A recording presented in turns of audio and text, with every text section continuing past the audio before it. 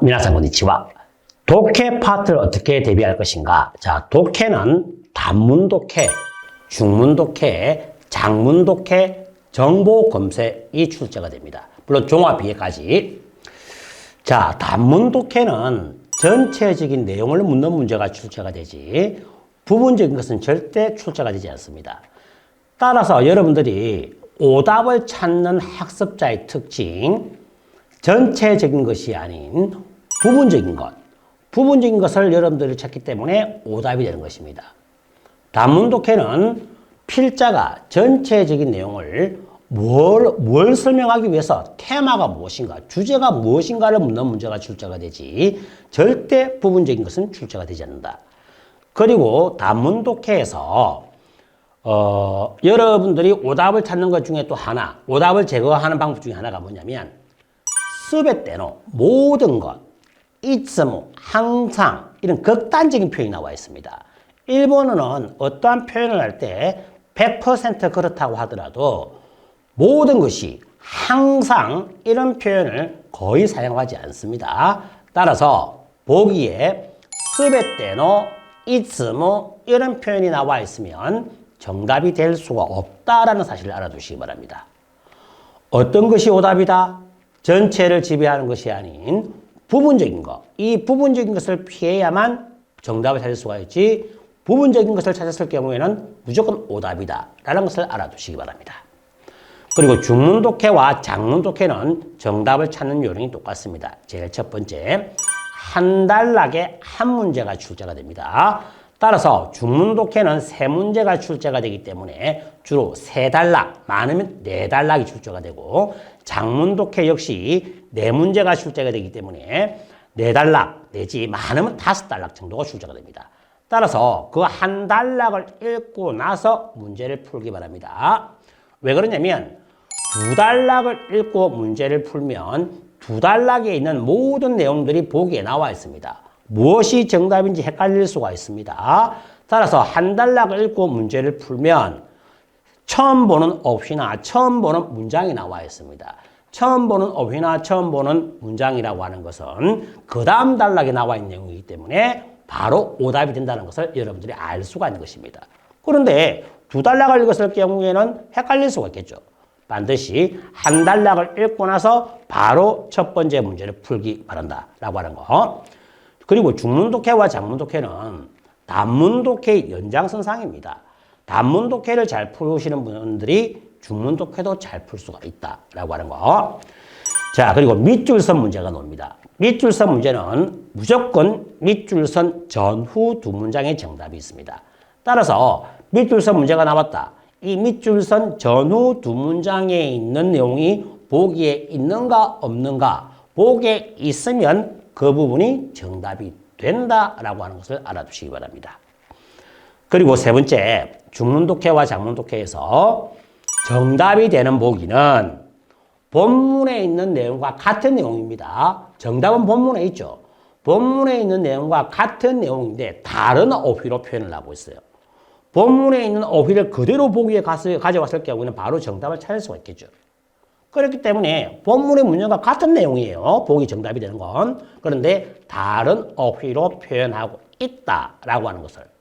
이 말을 듣고 어떻게 그런 형태의 문제가 있는가? 본 강의를 들어보시면 됩니다.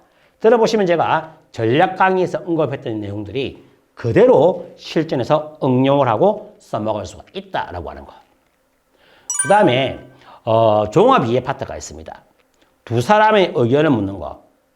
A라는 사람이 의견을 제시하고 B라는 사람이 어떤 의견을 제시합니다. 이 두 사람의 의견을 듣고 나서 의견을 서로 비교하는 문제가 출제가 되죠. 이런 형태의 문제는 반드시 A를 읽고 나서 문제를 푸시기 바랍니다. A를 읽고 문제를 풀면 두 문제를 다 풀어야 돼요. A를 읽고 나서 두 문제를 풀면 이 두 문제 중에서 오답이 나옵니다. 오답이 한두 개 제거가 되고 긴가민가한 것이 나오면 세모를 체크하면 됩니다. 그리고 나서 B를 읽고 나서 오답을 제거하고 정답이 될 법한 두세 개의 보기를 찾으면 되는 것입니다. 만일에 A를 읽고 B를 읽고 문제를 풀었을 경우에는 또 문제를 한 번 더 봐야 됩니다. 왜? 문제를 읽고 또 뭐지? 시간의 낭비가 되겠죠. 반드시 A를 읽고 나서 두 문제를 풀고 오답 제거, B를 읽고 나머지 보기 가지고 정답을 찾는다 라고 생각하시면 됩니다. 그리고 객관적이냐 주관적이냐 이런 형태를 묻는 문제가 출제가 되는데 객관적인 것은 본인의 생각이 아니죠. 즉 문제를 보고 있으면 자 A는 객관적이고 B는 주관적이다 했을 때 A를 봤을 때 객관적이라고 하면 뭐뭐에 의하면 니요르 또 다소 데스 뭐뭐다 라고 합니다 라는 문장이 나와 있습니다. 그런데 주관적인 것은 본인의 생각이죠. 본인의 생각이기 때문에 문장 속에 또 오모이마스 와타시노 케이켄데와 나의 경험으로는 대쇼일 것입니다. 다로일 것이다. 이런 식으로 대쇼, 다로, 와타시노 케이켄데와 또 오모이마스 이런 표현이 나오면 주관적인 것이고 객관적인 것은 뭐 니요르 또 뭐뭐에 의하면 다소 데스 뭐뭐라 라고 합니다. 내지 데이터가 나옵니다. 데이터, 숫자. 이 데이터는 뭐 객관적인 것이 되겠죠. 어떠한 조사 결과를 보고 표현하는 것이기 때문에 객관적인 것이 되는 것입니다. 아시겠죠? 자, 정보 검색 파트에서는 제가 모의고사를 풀 때는 모든 문장을 해석을 해드리지만 시험 치실 때는 절대 모든 문장을 해석을 하시면 안 됩니다. 왜 그러냐면 문제가 두 문제가 출제가 되는데 1번 문제를 보고 1번 문제에 맞게끔 본문을 찾아서 정답을 찾으면 되는데 본문의 내용을 전부 다 해석을 해야만 문제를 풀 수 있는 것이 아닙니다. 따라서 문제에 맞게끔 본문의 내용을 보자. 아시겠죠? 실전 강의에 들어가시면 제가 설명했던 내용을 이해하실 수가 있습니다. 그리고 새롭게 바뀐 능력평가 시험 문제는 전부 다 상대평가가 되겠습니다. 여러분들이 1교시에 문자의 풀고 문법 풀고 독해를 풉니다. 독해를 풀 때 제일 마지막에 정보 검색이 나오죠. 제일 마지막에 정보 검색이 나오기 때문에 시간에 쫓겨서 정보 검색 파트를 놓치는 경우가 굉장히 많습니다. 단언컨대 정보 검색 파트는 시간만 충분히 있으면 정답을 찾을 수가 있습니다. 이 말은 뭐냐? 1교시에 문제지를 받자마자 제일 먼저 풀어야 되는 것이 뭐? 정보 검색 파트가 되겠습니다. 왜? 다른 수험자들이 정보 검색 파트에서 정답을 놓치는 경우가 태반입니다. 따라서 이럴 때 다른 사람이 못 맞춘 문제를 내가 풀었을 경우에 고득점이 될 수가 있는 것입니다. 따라서 반드시 1교시 때는 정보 검색 파트부터 먼저 풀자. 그런데 심리적으로 문자의 파트를 보면 바로 정답인가 아닌가 알 수가 있겠죠. 그 문자의 파트부터 먼저 풀려고 하는 심정이 있습니다. 하지만 단언컨대 독해 파트에서는 정보 검색 파트부터 먼저 푸는 것이 중요하다라는 것을 명심하시기 바랍니다.